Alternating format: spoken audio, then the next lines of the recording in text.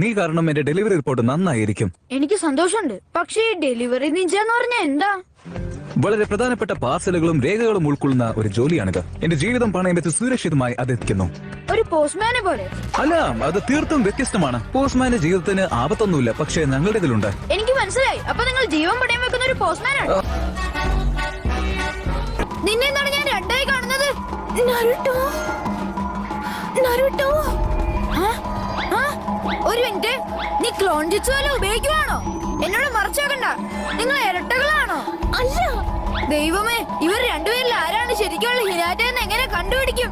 എനിക്ക് വട്ടുപിടിക്കുമെന്ന് തോന്നുന്നു. നിങ്ങളുടെ ശബ്ദം ഒരേപോലെ തന്നെയുണ്ട്. എനിക്ക് കിട്ടി. ഞാനൊരു ചോദ്യം ചോദിക്കാം. അതിന് ഉത്തരം യഥാർത്ഥ ഹിനാറ്റയ്ക്ക് മാത്രമേ പറയാൻ പറ്റൂ. ശരി, ഹിനാറ്റയുടെ അച്ഛന്റെ പേരെന്താണെന്ന് അറിയാമോ? അത് ഫലിച്ചില്ല. എന്റെ ചോദ്യം അത്ര പ്രയാസമുള്ളതായിരുന്നില്ല. കാരണം ഹിനാറ്റയുടെ അച്ഛന്റെ പേര് എനിക്കറിയില്ല. അപ്പൊ ഇത് സുരക്ഷിതമല്ല. ഞാനതിന്റെ മുകളിലുണ്ടായതല്ലെന്നും പറഞ്ഞ് സന്തോഷിക്കേടാ. പീക്കിന് നിനക്ക് വട്ടാണ്. നിങ്ങൾക്ക് എല്ലാവർക്കും അറിയാവുന്നതുപോലെ ഈ കരിങ്കല്ലിലുള്ളതിലെല്ലാം പഴയ ഹൊക്കാഗെയുടെ ശില്പങ്ങളാണ്. ഇടത്തു നിന്ന് തുടങ്ങുന്നു. ഇതാണ് ആദ്യത്തേത്, ഇത് രണ്ടാമത്തെ, അത് മൂന്നാമത്തെ, ഇത് നാലാമത്തെ. അത് നിങ്ങൾക്ക് മനസ്സിലായി കാണുമല്ലോ. അപ്പൊ അഞ്ചാമത്തെ ഹൊക്കാഗെ ആരാണ്?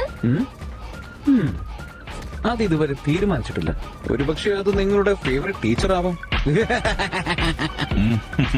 ചരിത്രത്തിന്റെ ക്ലാസ് രസകരമാക്കാൻ വേണ്ടി അവസരത്തിനൊത്ത് തമാശ പറയുകയായിരിക്കും അല്ലേ രൂക്ക?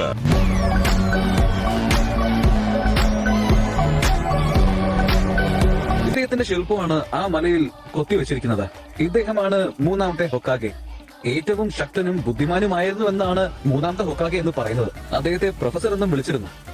അല്ല, നിങ്ങൾ ശരിക്കും ശക്തനാണോ? അതെ, കണ്ടിട്ട് അങ്ങനെ തോന്നുന്നു. അതെ, നിർത്ത്. നിങ്ങൾക്ക് ഹൊക്കാഗെ എന്നുള്ള പട്ടം കിട്ടിയാൽ അതിന്റെ അർത്ഥം ഒന്നേ ഉള്ളൂ, ഈ നാട്ടിലെ ഏറ്റവും ശക്തൻ നിങ്ങളാണെന്നാണ്. അതെയോ? എങ്കിൽ അഞ്ചാമത്തെ ഹൊക്കാഗെ ഞാനായിരിക്കും. ഞാൻ ശക്തനും സുന്ദരനുമാണ്. ഇപ്പോഴുള്ള മാർക്കിന് നിനക്കത് സാധ്യമല്ല.